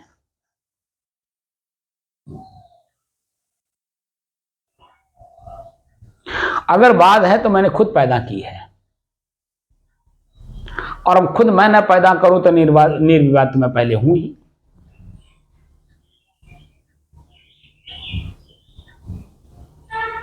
निश्चल हूं, निर्मल हूं, कौन से शब्द का प्रयोग करूं। इसलिए अपने स्वयं को जानने के लिए जो मैंने साधन संतों से, ऋषियों से, मुनियों से जाना, प्रत्यक्ष रूप से ग्रंथों के माध्यम से, अप्रत्यक्ष रूप से चिंतन के माध्यम से, स्वयं अनुभव के माध्यम से, ये सब हमारे पूर्वजों का देन है, जो उन्होंने हमको इस तरह का ज्ञान दे करके इस लायक बनाए। और मैं जब इस चीज को अनुभव किया तो मेरे अंदर में करुणा जागी कि मेरे ही सामने मेरे ही अपने लोग अपने स्वयं तनाव लेकर के 6 चीजें पैदा कर रहे हैं। आजकल एक अंग्रेजी का वर्ड चला डिप्रेशन, और उसको हिंदी में तनाव कहते हैं। डिप्रेशन के कारण यानी तनाव के कारण अब देखिए कितनी चीजें मिल रही हैं। सबसे पहले ब्लड प्रेशर, सबसे पहले ब्लड प्रेशर बढ़ रहा है, दूसरे में शुगर बढ़ रहा है, तीसरे में ब्लड शुगर हो रहा है, चौथे में हार्ट अटैक हो रहा है, पांचवें में ब्रेन हेमरेज हो रहा है, छठवें में सुसाइड लोग कर रहे हैं। ये जो शरीर है मानव जीवन का, ये इतना उत्तम शरीर मिला है, इसी शरीर से ही हम स्वर्ग और नरक में जा सकते हैं।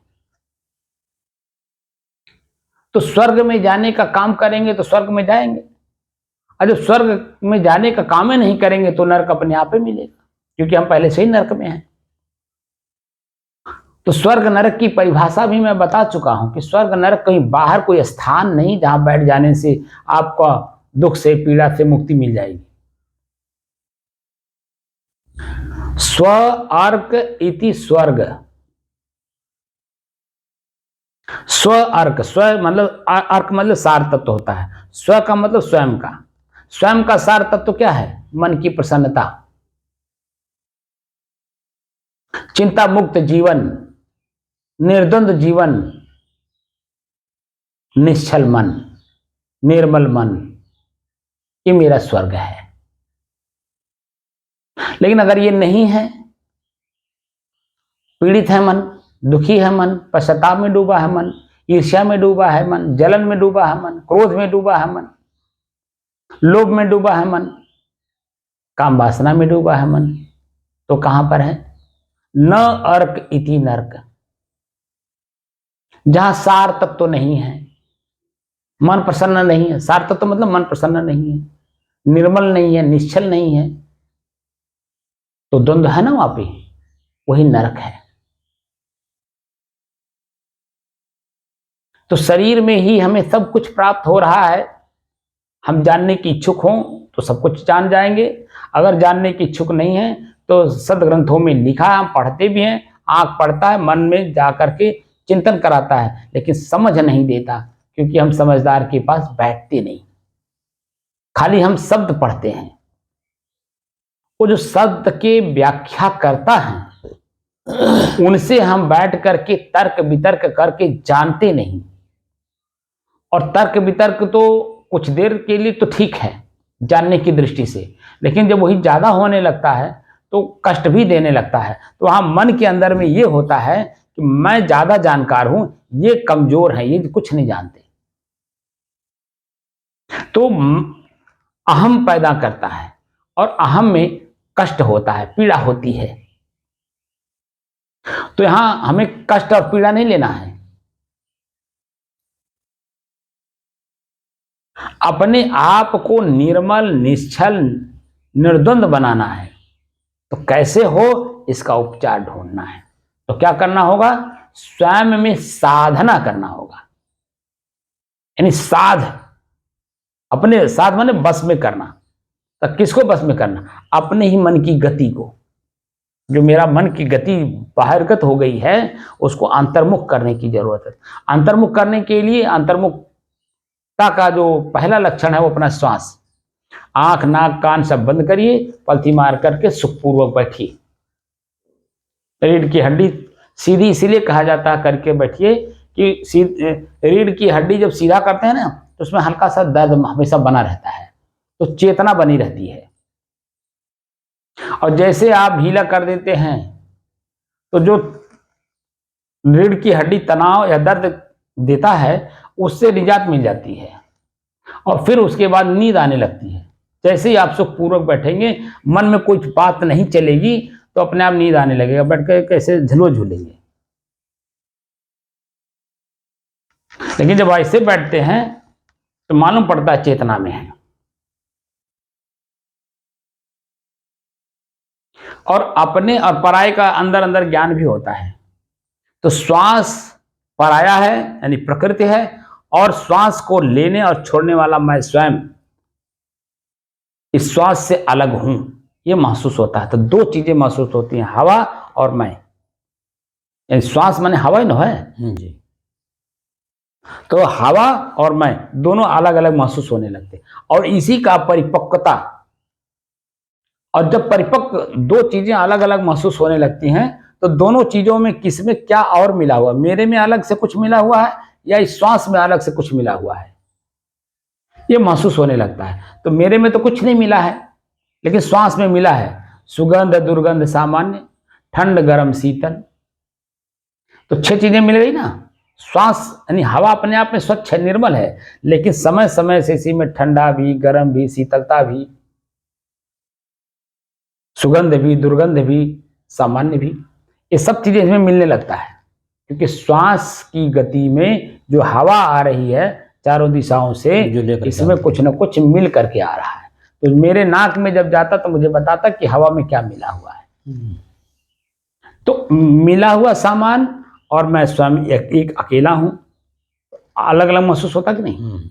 जैसे मान लीजिए आप कहीं रास्ते जा रहे हैं, कोई गंदा बना, कोई गलती पहले से हो गई, किसी को आपने गाली दे दिया है, और संजोग से उस समय में आपके साथ 2-4 लोग थे, आप जोश में आकर के किसी एक व्यक्ति को गाली दे दिए, और वो 10 साल बीत गया है, कोई बात नहीं। लेकिन जब आप चलते हैं और अकेले मिल पड़ते हैं और वो व्यक्ति 10 के संख्या में है, उस समय में देखिए अपने मन में शंका होता है कि ये कहीं गाली ना देने लगे, कहीं मारने ना लगे, ये लोग 10 लोग हैं, मैं अकेला हूं, मैं यहाँ क्या कर सकता हूं, भय लगेगा, मन भयभीत होता है नहीं। तो वहां अपने को बचाने का तरीका मिलता है कि नहीं। भाई ये कुछ भी बोल सकता है, कुछ भी कर सकता है, मार भी सकता है, गाली भी दे सकता है, कुछ भी कर सकता है। तो वहां अपना मस्तिष्क एकदम सतर्क रहता है। उस जिस जगह पे उस व्यक्ति को देखा और उस जगह से जब तक अपने आप को अलग नहीं कर लेता है, तब तक देखिए मन में शंका रहती है, भय रहता है, और शंका और भय जो है उसको चेतना दिए रहती है। वो अगर गाली भी देता है तो ये देखिए मुंह से गाली नहीं निकालेगा, अरे भैया गलती हो गई थी, क्यों आप जो है हमको प्रताड़ित कर रहे हैं, मैं उसके बाद से मैं बहुत पश्चाताप किया हूं, बहुत गलती अपने आप को महसूस किया हूं, आप हमको ना और दबाइए, इस तरह की भाषा निकलती है। तो उसके अंदर में, उसके कान में हमारी आवाज जब जाती है तो उसके अंदर में जो क्रोध उत्पन्न था पहले से सुने शब्दों को सुने हुए से, वो धीरे धीरे डाउन हो जाता है। तो अगर वो वास्तव में मनुष्य होगा थोड़ा बहुत भी, तो वहीं आपको क्षमा करके अच्छा जा अब दोबारा दिखाई नहीं पड़ना, ऐसे कहा करके आपको टाल देता है। तो आपका मन कितना गदगद होता है, प्रसन्न होता है, चलो आज मैं बच गया। अगर आप सावधान नहीं है, सतर्क नहीं है, तो आपका ही मन आपको और अरे हमारे का बिगाड़ लिए हैं, हमारे का कई लिए हैं, अरे जब समय रहल गरिया दले तो क्या हुआ, आज हमारे का बिगाड़ लिए हैं, का हमारे उखाड़ लिए हैं। इस तरह की जब मनोभावना जागने लगती है तो वो तो 10 है ना, और आप हैं अकेले, तो वहीं वो पटक देता है। तो ऐसे हमारे मन के अंदर में भी है, ये जो सुगंध है हम उसको ग्रहण करने में लग जाते हैं, दुर्गंध आ रहे हैं तो भागने लगते हैं। बात समझे कि नहीं। इसीलिए मैंने आपको कहा था ना एक बार बीच में कि जहां दुर्गंध आती हो, भयंकर दुर्गंध आती हो और घंटों दुर्गंध वहां आती हो, वहां बैठ करके अपने आप को सामान्य करिए। कहा था कि नहीं कहा था। इसलिए कि हमारी अपनी ही मनोवृत्ति हमें कष्ट देती है, दूसरा कोई नहीं कष्ट देता है। क्योंकि वो जो सांस में यानी हवा में दुर्गंध हमें मिल रहा है, तो बनावटी चीजें मिल रहा है ना, तो वहां हम अपने आप को कष्टित महसूस कर रहे हैं, और कष्ट में वो कष्ट हमें देख करके चला जाता है। यानी हम जो जिस साधना में अपने जीवन को, असामान्य जीवन को सामान्य बनाने में जो लगे हैं, वो फिर असामान्य बना ही रह जाता है, क्योंकि मैं वहां से हट गया। रण का मतलब होता है मारना या मर जाना। साधना का मतलब है रणभेरी में हम हैं, रण क्षेत्र में हम हैं, या तो उसे हम दबा ले जाएं या तो हम खुद दब जाएं। तो हम दबने नहीं, दबाने बैठे हैं। किसको? अपने शरीर और शरीर की पार्ट्स, इंद्रियां, उनकी क्रियाओं को और अपने मन को। तो जब तक हम शांत पूर्वक देखकर, जानकर और समझ करके प्रयोग नहीं करेंगे, चेतना में रह के नहीं करेंगे, तो हमें दबा ले जाता है। कौन दबाता है? 3 चीजें हैं, आलस्य, निद्रा, जमुहाई।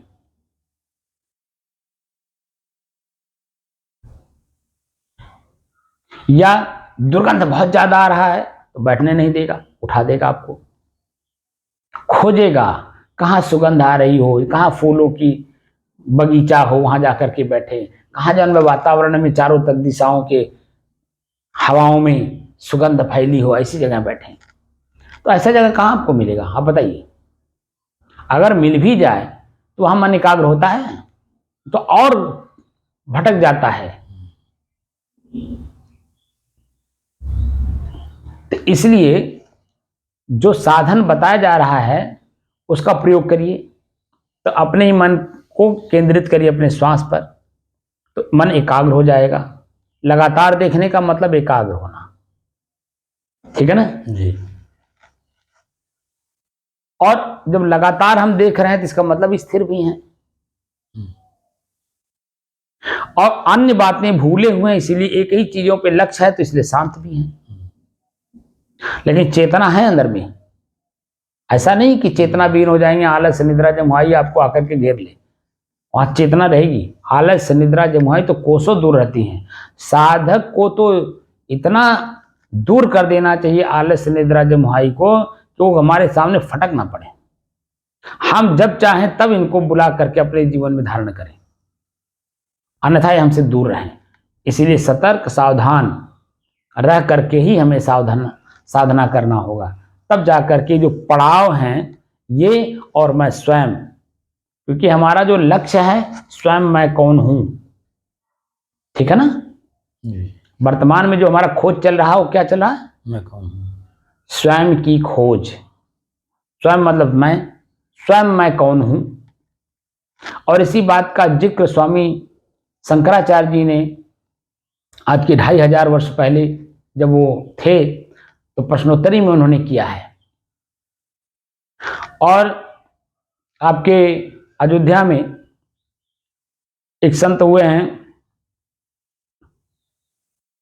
विश्राम सागर, जिन्होंने लिखा है, उसमें भी प्रश्नोत्तरी कराई गई है। उसमें भी कहा गया है कि को हूं आए कहाँ ते, कित जई हों का सार, को मैं जननी को पिता या को कहत विचार।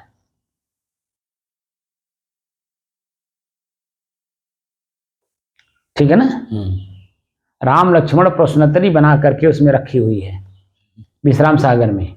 उसमें ये प्रश्न है कि को हूं आए कहाँ ते, प्रश्न करते हैं लक्ष्मण प्रश्न करते हैं राम से कि विचार क्या है। तो उसका उत्तर देते हैं राम, को हूं आए कहाँ ते, कित जई हों का सार, को मैं जननी को पिता या को कहत विचार। ठीक है ना। तो ये जो हमारे पूर्व के संतों ने चिंतन किया, उसे देखा जाना पाया, अपने आप को स्थिर किया, वही उन्होंने लिखा। जब अपने आप को परिपक्वता में आ गए तो हमारे आप जैसे साधकों के लिए उन्होंने लिखा, सरल कर दिया, बहुत सरल करके।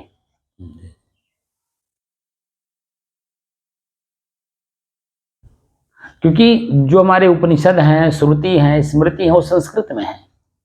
हमारा जो वेद है उस वर्तमान की भाषा है, वो संस्कृत नहीं है, वो वर्तमान की भाषा है। जिस समय में वेद लिखा जा रहा था उस समय की जो भाषा थी वो उस भाषा में लिखा हुआ है। उसके बाद जितने भी बने हैं ग्रंथ, श्रुति स्मृति वेद, श्रुति स्मृति उपनिषद शास्त्र, ये सब संस्कृत में है। सम सहकृत, सम माने बराबर, सह माने वह, कृत माने कार्य। वह कार्य जिससे हम अपने आप को जान सके उसे संस्कृत कहते हैं।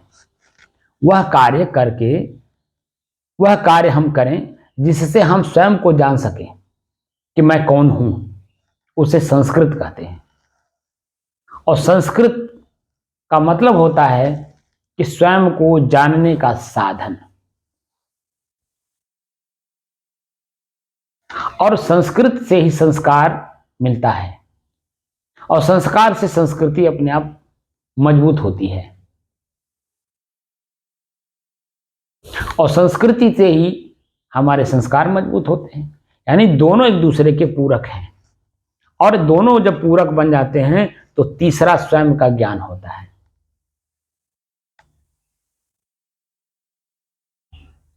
स्वयं मैं कौन हूं। आत्मा वा अरे द्रष्टव्य है। द्रष्टव्य मतलब देखने योग्य क्या है, आत्मा। आत्मा मतलब स्वयं। स्वयं में आत्म शब्द है और उसमें विशेषण लगाया कि स्वयं को स्वयं में जिस समय स्थित कर लिया जाता है उसे आत्मा कहते हैं। यानी स्वयं स्थिर होकर के विचार पूर्वक काम करने वाले व्यक्ति के व्यक्तित्व को आत्मा कहा जाता है। ये आत्मवान हैं, यानी चिंतनशील हैं, समझदार हैं, ज्ञानी हैं, आचरण संपन्न हैं। ऐसे व्यक्तियों को ही तो हम लोग पंच बनाते हैं।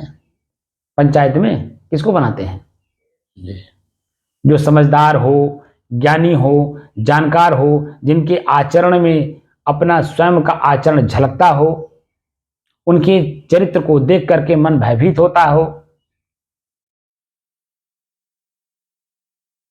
मन भयभीत भी होता हो किसका? जो चरित्रवान नहीं है। और चरित्रवान को देख करके मन प्रसन्न भी होता है जो चरित्रवान बनने की कोशिश करता है। भयभीत उनका होता है जो चरित्रवान नहीं बनना चाहते, और जो चरित्रवान बनना चाहते हैं, चरित्रवान को देख करके मन प्रसन्नचित होता है उनका, बल्कि उनके पास बैठ करके उस चरित्र को ग्रहण करने की ज्ञान सीखा जाता है कि कैसे आप यहां तक पहुंचे हैं, आपने इस चरित्र को कैसे आपने धारण किया है, वो साधन हमें भी बताइए। हम भी धारण करना चाहते हैं, यानी क्रोध को जीतना चाहते हैं भीतर से, तो क्रोध कैसे हमारे बस में हो? लोभ को जीतना चाहते हैं, कैसे हमारे बस में हो? ईर्ष्या को, जलन को, प्रसन्नताप को, ये तो छोटे छोटे चीजें हो गई। प्रमुख रूप से है वो मेरा काम वासना। काम वासना को हम कैसे जीते? ये जो व्यवहारिक रूप में आपने बहुत कुछ देखा होगा संतों को, जटा रखना, जंगल में रहना, भभूत लगाना, नंग धड़ंग रहना, पब्लिक से दूर रहना, एकांत में रहना, झोपड़ी में रहना, शमशान में रहना, तमाम तरह की आप चीजें देखे होंगे ना। इस तमाम संसाधन हैं काम वासना से मुक्ति का साधन। जो जहां जैसा अपने आप को देखा कि मेरी काम वासना मेरे बस में नहीं हो रही है, ठीक है ना, इसीलिए वो पब्लिक से दूर हो जाता है, क्योंकि ना आंख से देखूंगा, ना मन बनेगा, ना चाहना होगी, इसीलिए वो एकांत में जाता है, जंगल में जाता है। और शमशान में इसलिए जाता है कि वहां कोई जाएगा ही नहीं डर के मारे, क्योंकि शमशान में लोग जाने से डरते हैं। वहां बता दिया जाता भूत है, प्रेत है, पकड़ लेगा, चुड़ैल है, समझे ना। वो सिर्फ डराया जाता है, वहां कुछ कोई है नहीं, लेकिन डराया इसलिए जाता है कि ताकि आम आदमी वहां जाकर के साधकों को डिस्टर्ब ना करे, परेशान ना करें। तो जिसका मन बहुत परिपक्व होगा, निडर होगा और खुद खोजी होगा, वो शमशान में इक्का दुक्का आदमी जाते हैं कभी कभी। वैसे मुर्दे के साथ तो शमशान घाट में सैकड़ों लोग जाते हैं, लेकिन वहां रह करके एक अकेले और उस संत से कुछ सीखना, जानना, समझना, ये कोई कोई करता है, बिरले करते हैं। उस जो मुर्दे के साथ गए हैं वो लोग नहीं कर पाते हैं। उसके अलावा जिसके अंदर में जिज्ञासा होती है, एकांत में पड़ गए, कभी कभी संजोग अलग अलग से बन जाता है, तो जानने की इच्छा हो जाती है। और जब वहां वो साधन मिलता है, धीरे धीरे धीरे धीरे धीरे धीरे आदमी अपने काम वासना को अपने बस में कर ले जाता है। तो मनोवृत्तियों को पकड़ना है, और मनोवृत्तियों में ही दोनों चीजें हैं, दैवी शक्ति भी है और आसुरी शक्ति भी है। अगर हम दैवी शक्ति का प्रयोग करते हैं, मन निर्भय होता है, निश्चिंत होता है, निष्फिक्र होता है, निर्द्वंद होता है। अगर हम आसुरी शक्ति का प्रयोग करते हैं मन से, तो मन भयभीत, निर्मल मन, स्वच्छ मन, निर्द्वंद मन, वो भयभीत होने लगता है। धीरे धीरे धीरे धीरे धीरे जो उसकी निर्मलता थी वो एकदम विकारों से भर जाता है, क्योंकि आसुरी शक्ति का प्रयोग कर रहे हैं। तो भीतर ही है, दोनों ही भीतर हैं। अब किसका प्रयोग हम कर रहे हैं? अगर हम जानकार हैं तो निश्चित है कि हम दैवी शक्ति का प्रयोग करेंगे, और अगर हम जानकार नहीं हैं, किसी संत के पास नहीं बैठे, सदग्रंथ नहीं पढ़े, आत्मचिंतन नहीं किए, तो बुराई पे ही बुराई आने लगती है और उसमें मन लगने लगता है, तो वो दिशा बदल देता है, पूरा जिंदगी दिशा बदल देता है। इसलिए स्व को जानने की दृष्टि से साधना करिए। स्वयं मैं कौन हूं, और मैं स्वयं कौन हूं अकेला। मेरे पास जो मेहमान आते हैं सुख दुख के रूप में, आनंद के रूप में, दुख के रूप में, पीड़ा के रूप में, ये आए, मिले, एहसास कराए और चले गए। वो जो एहसास हुआ उसको हमने स्थिर कर लिया, यही मेरा दोष है। कोई व्यक्ति आया, बड़े प्रेम से बोला, सुख का अनुभव करा दिया, बार बार उसका चिंतन होने लगा कि फला व्यक्ति से मिलना चाहिए, फला व्यक्ति से बात करना चाहिए, फला व्यक्ति मेरे पास नहीं आ रहा है तो मुझे खुद चलना चाहिए।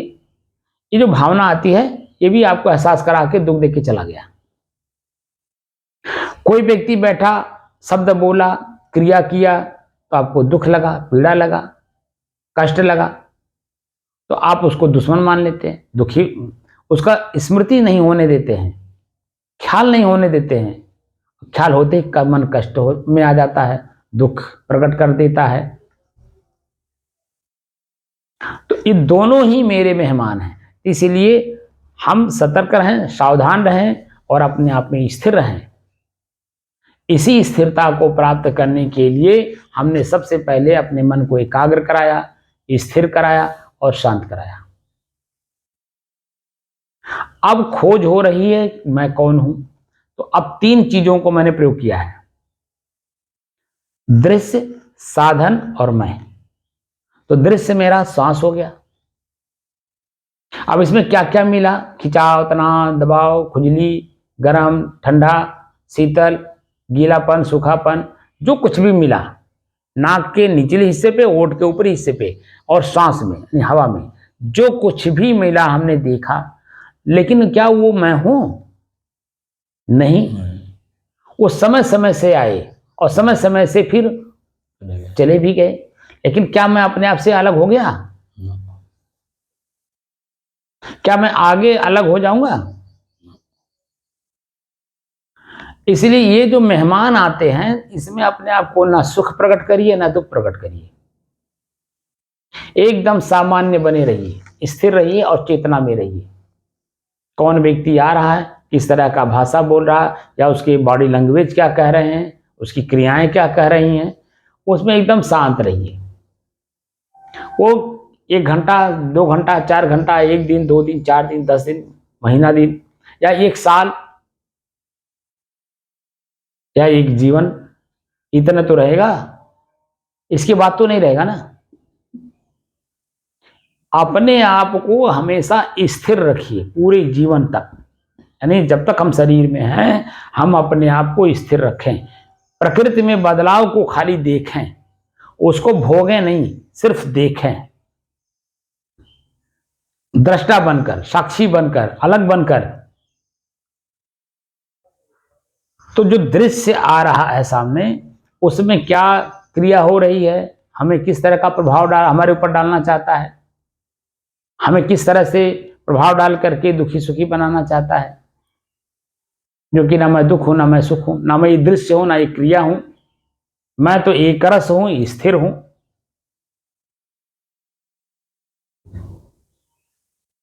और ये क्रिया समाप्त होने के बाद अपने आप शांत में हूं। क्रिया होते समय मन शांत रहता है। अगर वहां धैर्य पूर्वक आपने क्रिया को सिर्फ दृष्टा भाव, साक्षी भाव में देखा तो क्रिया समाप्त होते देरी नहीं लगेगा। लेकिन आपकी एक रस स्थिति बनी रहेगी, वो तो समाप्त हो जाएगी लेकिन आपकी एक रस स्थिति बनी रहेगी। जो क्रिया होने के पहले था, क्रिया होते समय था, क्रिया होने के बाद भी है, तीनों काल में है कि नहीं? तो हमारी एक रस स्थिति बनी रहेगी। तो एक रस स्थिति बनाए रखने के लिए अपने श्वास को परिपक्व करिए देखने में, और इसी में सब कुछ प्राप्त आपको होता रहेगा और मैं और मेरे का अंतर महसूस होता रहेगा। एक एक करके इसका निराकरण करिए, आगे बढ़ते रहिए, अपने जीवन को सफल बनाइए। यही मेरा उद्देश्य है, ये है कि ये जो मानव जीवन मिला है इसको निरर्थक न जाने दें, इसको सार्थक करें, मन को प्रसन्न करें, दुखी ना करें।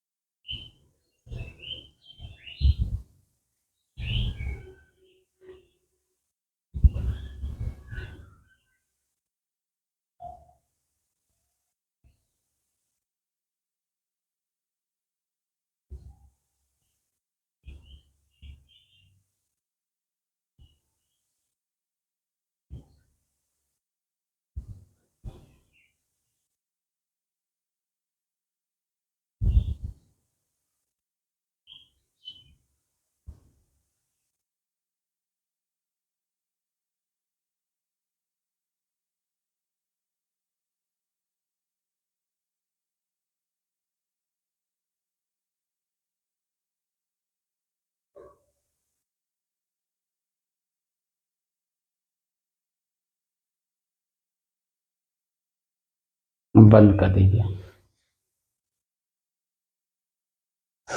परमात्मा समझ में आया? जी। क्या? परमात्मा एक पड़ाव है। पड़ाव है, लेकिन कैसे मालूम हो कि परमात्मा एक पड़ाव है? यही पड़ाव है। तो आत्मा से ऊपर चला जाएगा तो परमात्मा हो जाएगा। पहले जीव जंजल से भजा हुआ तो कैसे आत्मा में ले या फिर आत्मा से बढ़ करके परमात्मा में चला जाए, परमात्मा से।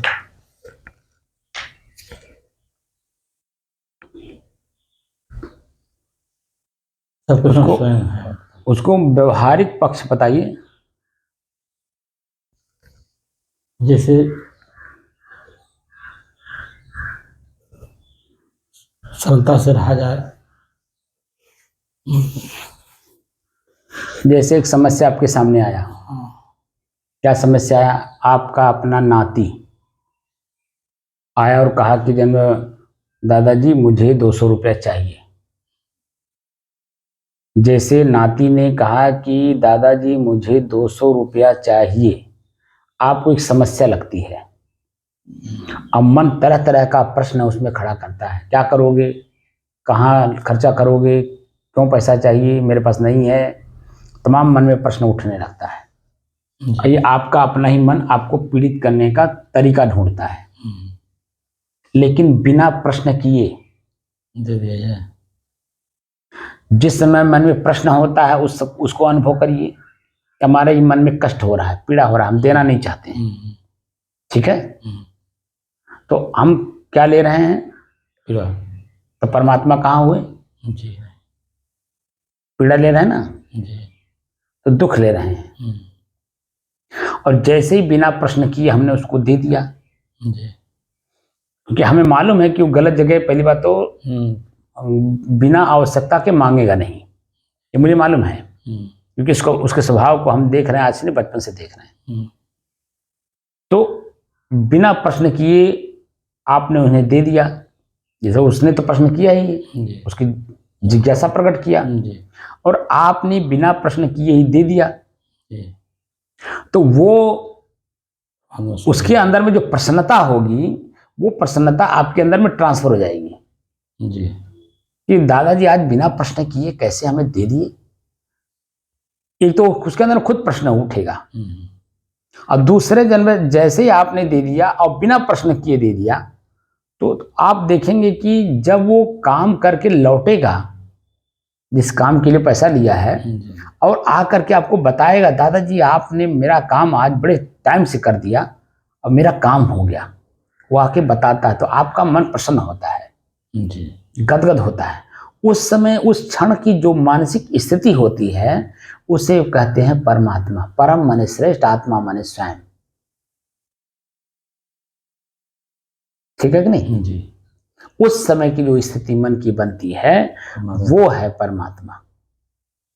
ये व्यवहारिक पक्ष, इसीलिए मैंने आपको बीच में कई बार कह चुका हूं कि कोई भी व्यक्ति आपसे मिलता है सुबह से शाम तक, कोई भी एनी पर्सन, बच्चा, बूढ़ा, जवान, घर का, परिवार का, गांव का, समाज का, कहीं का भी कोई भी व्यक्ति अगर आपसे मिलता है तो कोई न कोई पूर्व का लेन देन है, इसलिए वो मिल रहा है, सामने पड़ रहा है। और अपने अंदर से पूछिए कि इसको क्या जरूरत है और मैं क्या इसकी पूर्ति कर सकता हूं। पहले तो अपने स्वयं से, और उसके बाद अगर अपने में ना समझ में आए तो उससे पूछिए,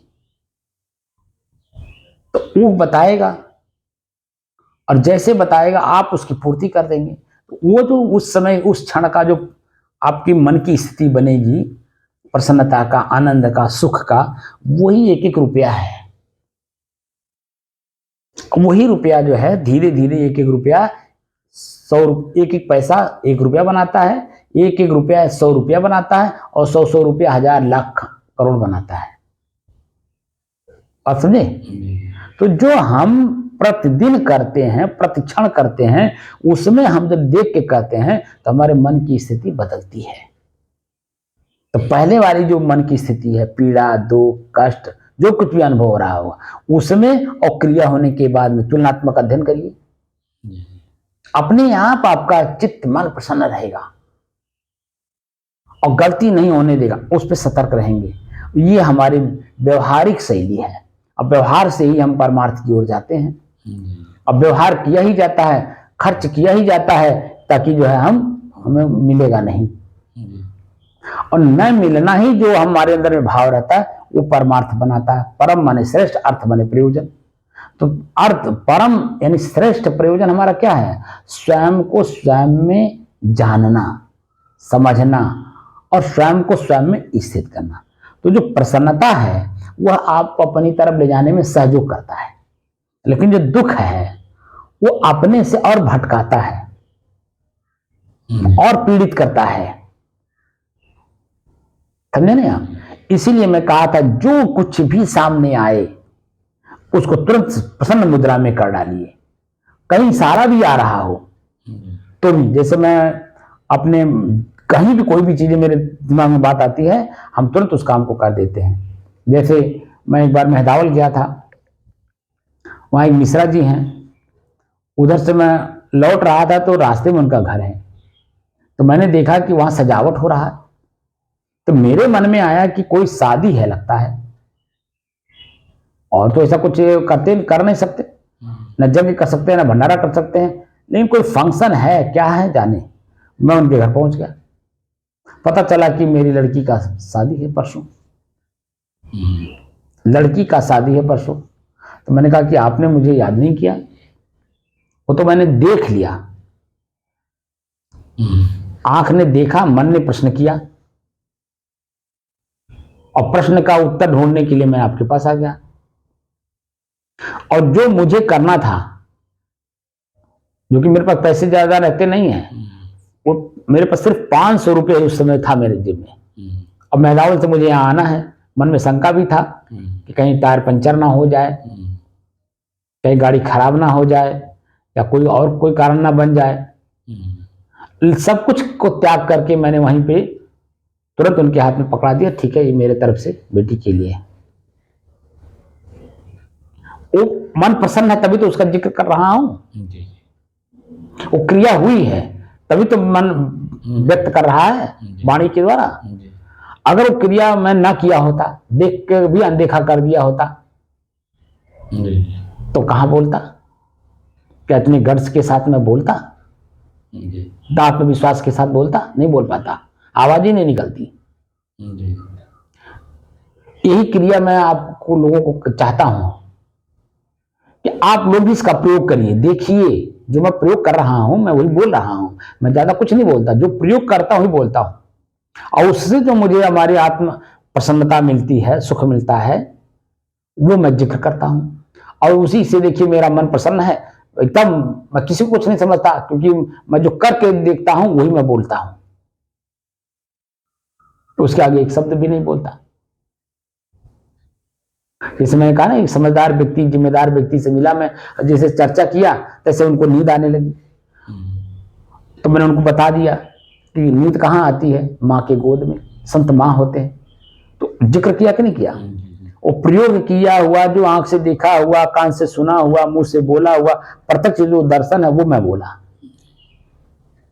अगर वो क्रिया न हुई होती, मैं बोलने की क्या जरूरत है? बात समझ रहे हैं नहीं?